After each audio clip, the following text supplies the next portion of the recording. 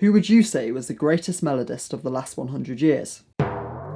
Perhaps Rachmaninoff, Paul McCartney, Yesterday, John Coltrane? What about this guy?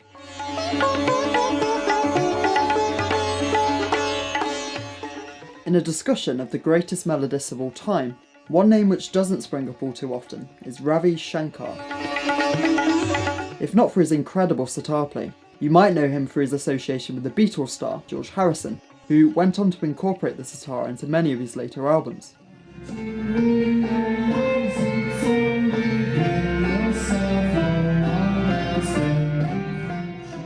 Shankar was undoubtedly the most prolific sitarist of the last few decades, and a particular proponent of what is known as the Hindustani tradition of music making, originating in the north of India and differentiated from the southern Carnatic style by a focus on improvisation instead of formal composition.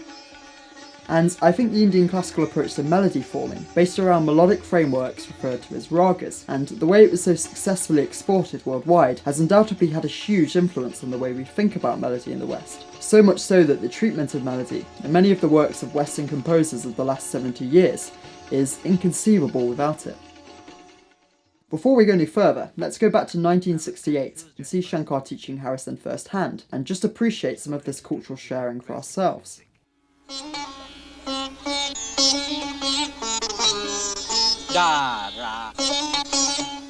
When George Harrison came to me, I didn't know what to think. But I found he really wanted to learn. So, what are the features that make Indian classical music so influential?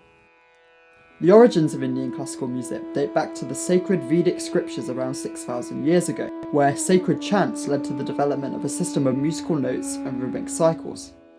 The importance of the human voice as an instrument in Indian music is also assumed to have led to the development of one of the most immediately recognisable features, its unique instrumentation, with melodic instruments such as the sitar, sarod, bansuri and sarangi, all possessing undeniably vocal qualities.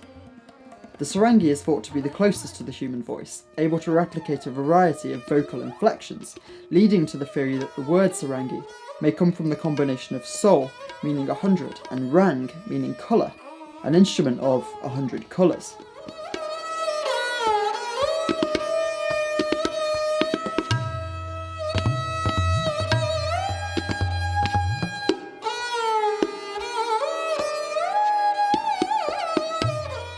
You don't have to look far to find examples of how these instruments began to make an appearance in the West, whether in the late Beatles track Norwegian Wood, or Elton John's Holiday Inn.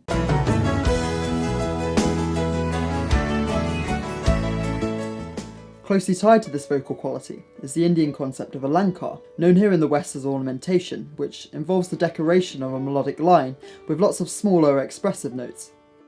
This leads to a highly decorated melodic style, full of nuances, glides and bends.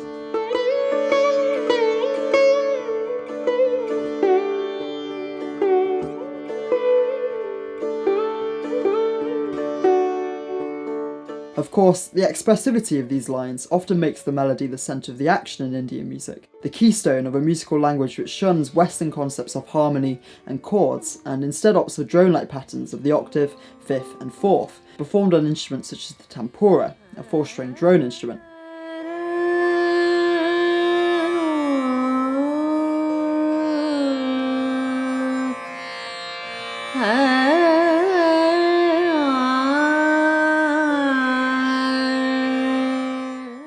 The melodies themselves are then built on what are known as ragas, which, more than simply a musical scale, also include rules of movement within the scale, as well as a series of musical phrases characteristic of that particular raga.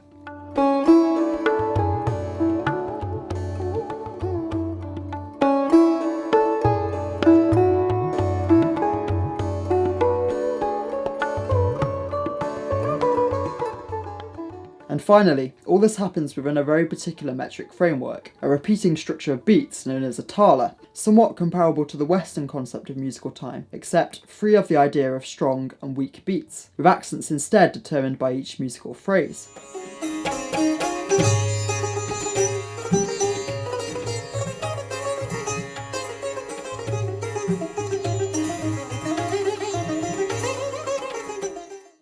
experimental American composer Henry Cowell was one of the first Western composers to adopt Indian concepts into his music, as well as many other styles. For example, Hugo Weisgall describes how, in his 13th Symphony, Cowell adopts the Indian method of melodic variation. You can also hear other Indian influences very clearly in this piece, whether in the tempura-like droning figures of open fifths in the strings and winds, or in the melody line itself, full of those little nuances we mentioned earlier.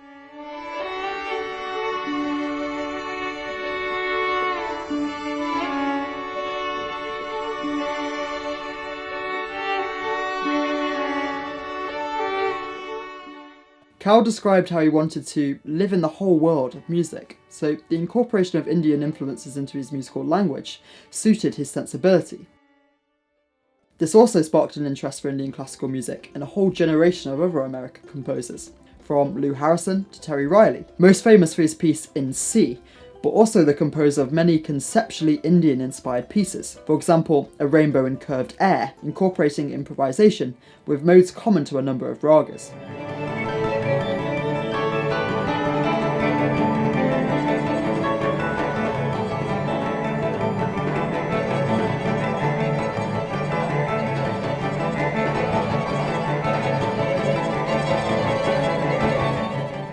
To suggest that these more thorough explorations of the Indian musical language are limited to the work of classical composers, though, is perhaps wrong. In 1964, the experimental jazz musician Don Ellis and sitarist Harihar Rao formed the Hindustani Jazz Sextet, integrating a variety of Indian tala rhythmical structures with aspects of jazz-like improvisation.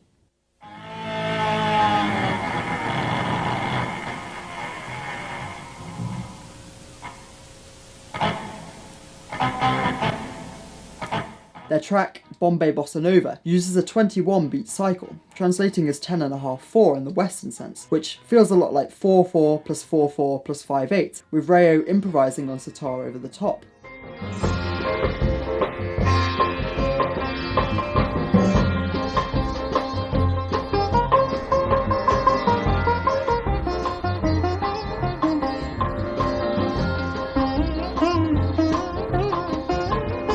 And of course, then there's Bill Evans' famous Peace Piece from his 1958 album Everybody Digs Bill Evans, built on a simple repeating C major 7 G9 sus4.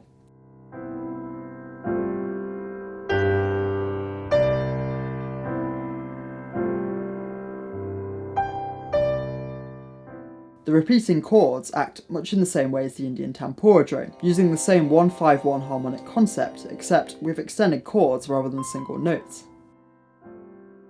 Bill Evans' trio bassist Chuck Israels describes how Peace Piece is an example of the depth of Evans' compositional technique. It's an ostinato piece, composed and recorded long before the recent superficial synthesis of Indian and American music. The right-hand improvisation over the top, though, bears more resemblance to the jazz world than the traditional gradual unwinding of notes which happens at the beginning of a raga, and you can just as easily point to Satie's Gymnopédie No. 1 as Evans' inspiration, which uses a similar repeating two-chord concept in the left hand for much of the piece, though the harmony does evolve as it goes on.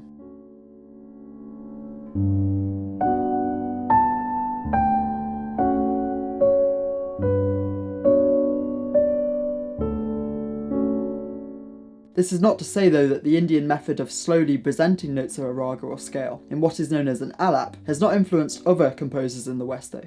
In fact, a gradual unwinding of material, especially when accompanied by repeating figures and drones, has become quite a significant style in and of itself in the last few decades, especially in the minimalist genre. For example, Steve Reich's Music for 18 Musicians is built from a series of 11 chords which are gradually unveiled over the period of about an hour, each one forming the basis for its own little piece, themselves all introduced by the gradual addition and building up of small musical fragments.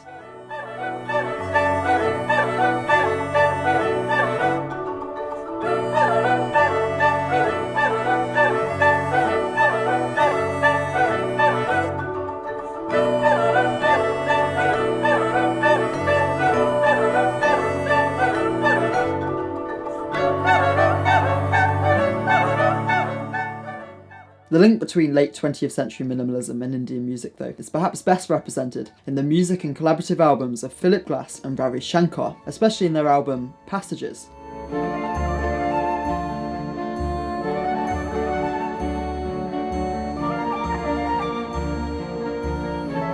Repetition, drones, and a strong focus on the unveiling of melody and pitch over time combine in a way that blends the styles of both composers, so much so that Fact Mag states, "The Shankar penned Offering sounds even more Glass than Glass, and until you check the credit, you'd swear that Glass's Sadhanipa had poured straight from the heart of Shankar."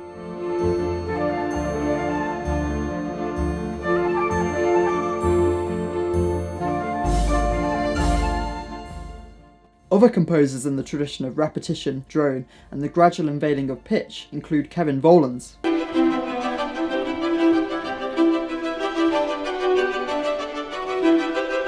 Hans Abrahamsson,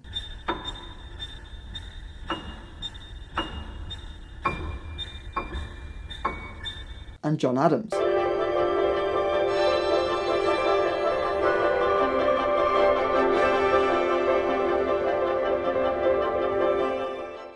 Of course, it's impossible to say to what extent any of these composers bear the direct influence of Indian music, except Phillip Glass perhaps, but what we can observe is that many of these styles have emerged after the mass exportation of Indian music to the world during the 60s and 70s. It's also important to recognise that this long-form, improvisatory approach to music making, with pitches and musical phrases unfolding over time, existed in India long before it was taken on in a serious way in the West.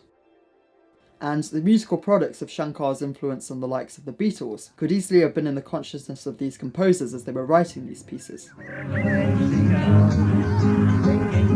The same is true of Indian classical music's long, irregular beat patterns, or talas as we described earlier. If you ask a musician today for examples of composers concerned with unusual rhythmical cycles and additive rhythms in their music, they'd probably mention John Adams, Messiaen's Quartet for the End of Time, or Michael Tippett.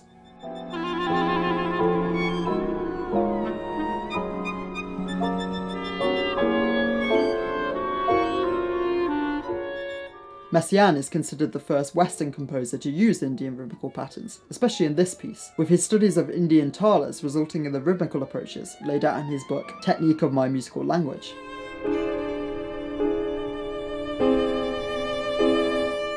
But importantly, as musicologist Miriana Samunza points out, he used them for a long time without knowing the cosmic and religious symbols which each tala has. It's only later that he obtained translations which enabled him to discover the meaning of the talas and their symbolic use in compositions.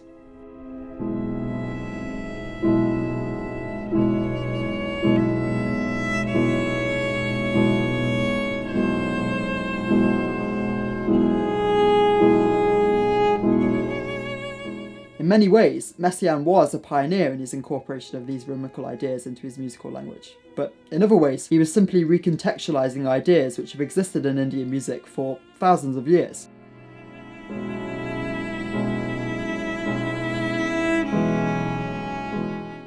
A lot of people applaud the incorporation of these new and exciting rhythms and patterns into Western music, but it's very easy sometimes to forget where the ideas come from. I, for one, think that it's important that we don't.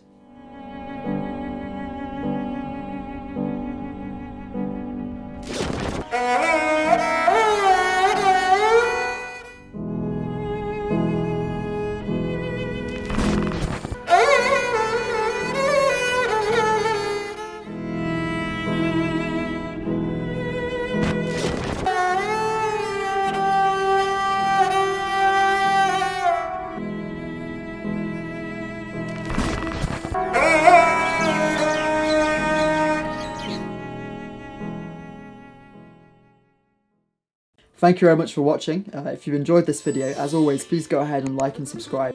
And let me know down below what your favourite Indian and Indian-inspired music is. I'll see you next time.